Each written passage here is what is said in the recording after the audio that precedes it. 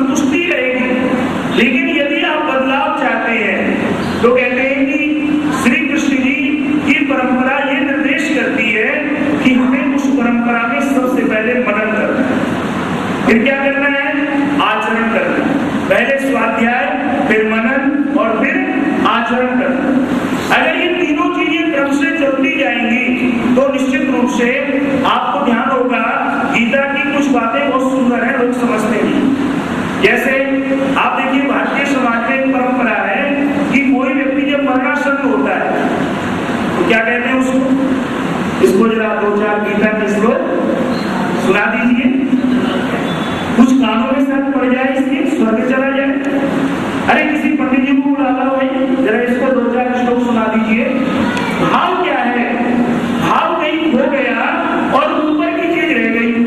भाव ये था कि जब अर्जुन जैसा मरणासन्न व्यक्ति गीता की सुंदर पंक्तियों से पुनः जीवित हो सकता है, तो जो आज जो व्यक्ति अपनी अंतिम यात्रा पर जा रहा है तो हो सकता है उन पवित्र श्लोकों की शिक्षाओं से ये अपनी चेतना के साथ जाए, अवचेतन होकर के ना जाए।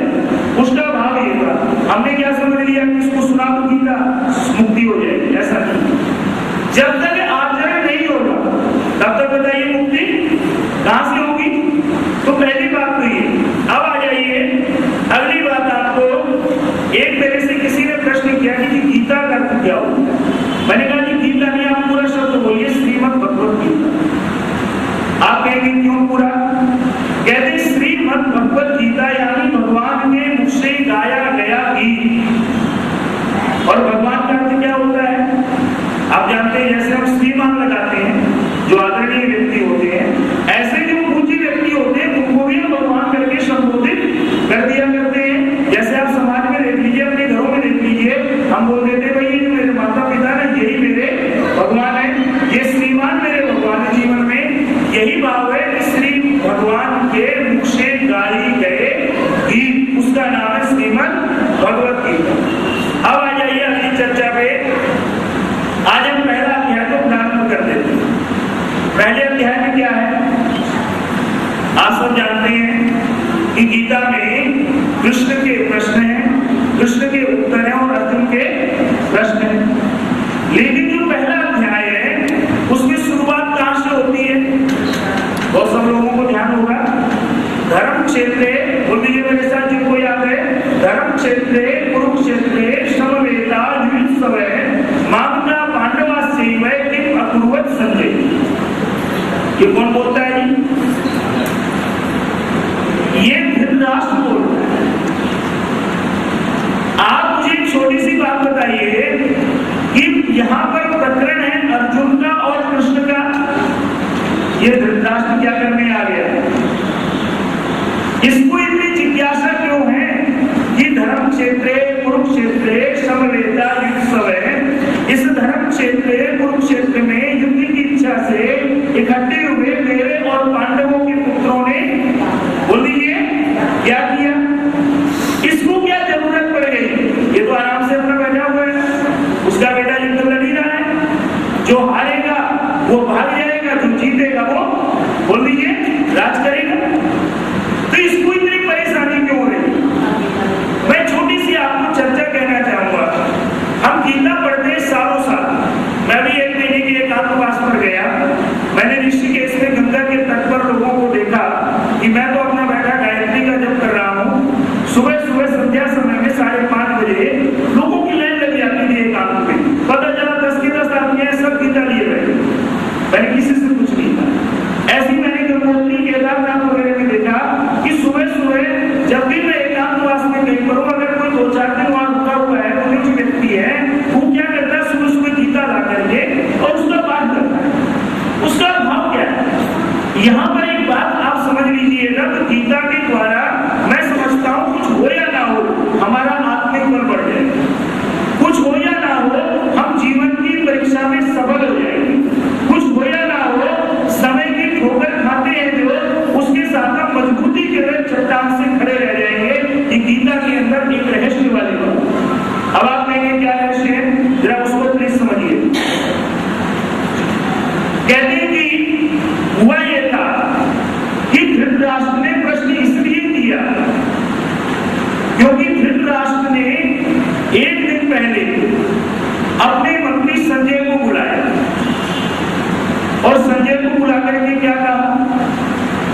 संजय को बुलाकर के ये कहा कि संजय, ये जो पांडव है ये धर्म भीरू है, ये धार्मिक है, वो तुम ऐसे धर्म वचनों का प्रयोग करो जिसके द्वारा ये खुद ही युद्ध ना लड़े।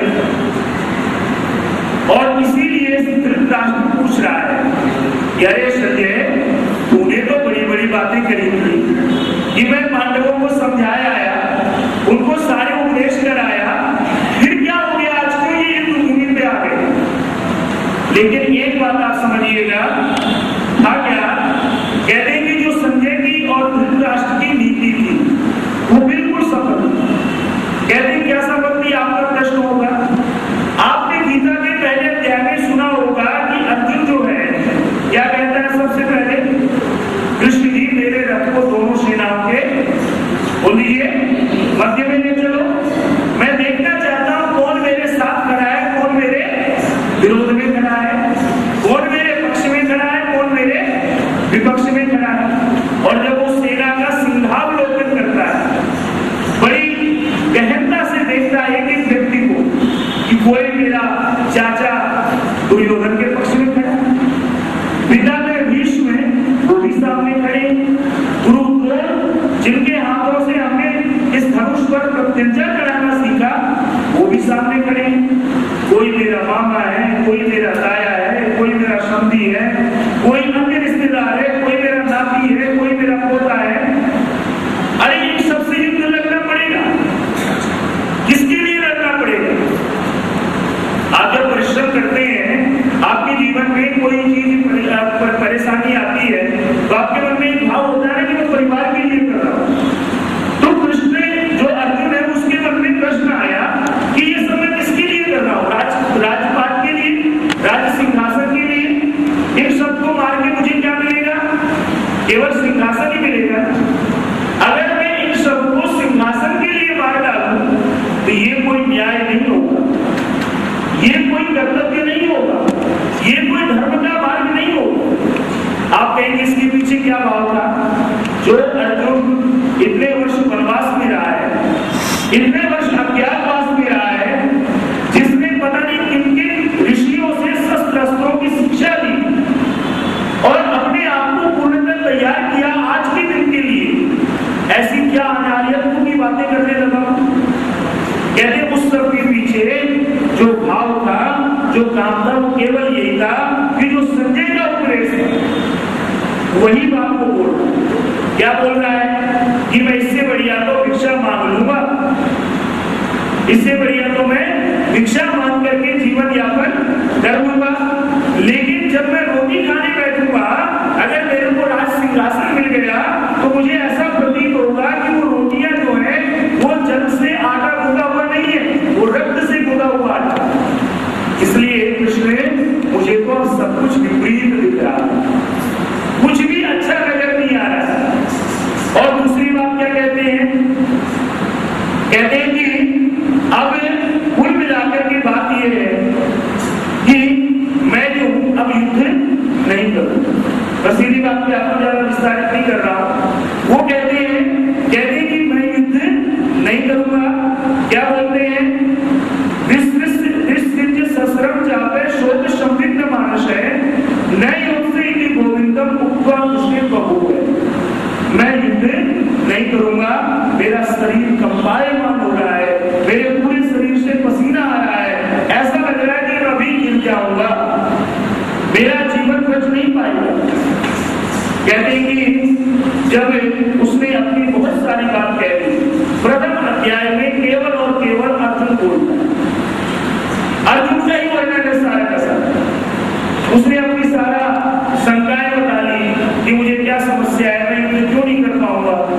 मैं एक शब्द में आपको कह दूं कि मान लीजिए मुझे आपको बुखार है, हम क्या करेंगे? बोलिए, डॉक्टर के पास जाएंगे, जाकर के क्या करेंगे? उसको दिखाएंगे, वो देखेगा, बुखार की दवाई लिख देगा। 4 दिन बाद हम गए, डॉक्टर ने कहा कि अब आप ठीक हो गए, लेकिन फिर भी मन में अनेक प्रकार की घबराहट है, डर बैठा हुआ है। हम कह रहे हैं डॉक्टर साहब बुखार तो ठीक हो गया, लेकिन कुछ अच्छा नहीं लग रहा है, सब कुछ विपरीत दिखाई दे रहा है, ऐसा लग रहा है कि अभी प्राण चले जाएंगे।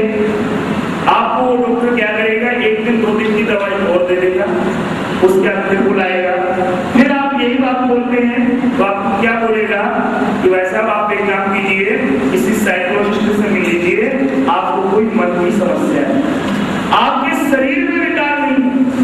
जो संजय है, जो धृतराष्ट्र है, इसने अर्जुन के मन को तोड़ा है।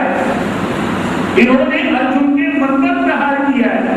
प्रहार तो बाजू भाइयों पर किया, धर्म वचनों का दुरुपयोग। जो जो उन्होंने बोला संजय ने रात्रि में, उद्योग पर्व आपको महाभारत में पढ़ेंगे, तो जो जो संजय ने बोला प्रातःकाल, उन 5 भाइयों में से 4 पे तो असर नहीं हुआ, लेकिन अर्जुन पे उसका असर हो गया। अब आप सोचिए कि ऐसे हारे हुए व्यक्ति को युद्ध के लिए तैयार करना अपने आप में कितनी बड़ी बात है। और दूसरी बात, कौरवों की नीति देखिए। आप एक बात बताइए, उस समय का एक प्रकार से मैं सही शब्द आज का प्रयोग कर लूं, नेशनल हीरो कौन था? बोल दीजिए, अर्जुन था। जितने भी सैनिक थे वो उसको एक अपना आदर्श मानते थे। लगभग 42 लाख सैनिक युद्ध भूमि पर खड़ा हुआ है और अर्जुन की आयु लगभग 100 वर्ष की थी। पिता में भीष्म की 170 वर्ष की थी। और पिता में भीष्म की एक बात मैं कह दूंगा यहाँ पे कि पिता में भीष्म खुद कहते हैं कि संध्या वंदन के यौगिक प्रयोगों के कारण आज मैं इस आयु को, इस अवस्था को प्राप्त हुआ। अब अगली बात कहना चाहूंगा, अर्जुन जब लगभग 100 वर्ष का था, तो आप सोचिए जो और लड़के होंगे जो 20 साल, 18 साल, 22 साल, 24 साल के नौजवान जो लड़ रहे होंगे, उनके सामने एक ही आदर्श था ना, अर्जुन। जैसे आज के समय में आप छोटे से बच्चे से भी पूछो जो बैट लेकर के क्रिकेट खेल रहा है कि भैया तेरा आइडियल कौन है, तो क्या बोलेगा वो? सचिन तेंदुलकर। क्या बनना है आपको? बोलेगा सचिन तेंदुलकर बनना है। वो नाम चाहे ना बोल पाए, लेकिन टूटे फूटे लहजे में यही बोलेगा कि साहब मुझे क्या बनना है? बोलिए, सचिन बनना है। ठीक उसी प्रकार से उस समय हर एक योद्धा का, हर एक सैनिक का एक ही टारगेट होता था कि अगर मुझे अपने अंदर निपुणता लानी है, अपने अंदर शक्ति प्राप्त करनी है, तो किसके जैसे करनी है जी? बोल दीजिए, अर्जुन के जैसे। अब विचार कीजिए कि अर्जुन अगर हथियार छोड़ देगा तो युद्ध का देना, तो बोलिए हो गया ना। सब लोग जो उसको आदर्श मानते हैं वो कहेंगे जब अर्जुन जैसा व्यक्ति हथियार छोड़ सकता है तो ये युद्ध तो बड़ा, बोल दीजिए, भयानक होगा। हम तो बिल्कुल नहीं जीत पाएंगे। जब ऐसा धनुर्धर जिसके साथ योगी राज कृष्ण जुड़ा हुआ है, उस समय का महामानव, उस समय का महान पुरुष, कृष्ण की इज्जत, कृष्ण का सम्मान, उसकी नीति, उसकी रीति, उस समय पूरे महाभारत में सब कोई मानता है। कोई ऐसा व्यक्ति नहीं था जो कृष्ण का मान सम्मान न करे, और जिसने असम्मान करने का प्रयास किया वो स्वतः विनाश की ओर चला गया। क्यों? क्योंकि आप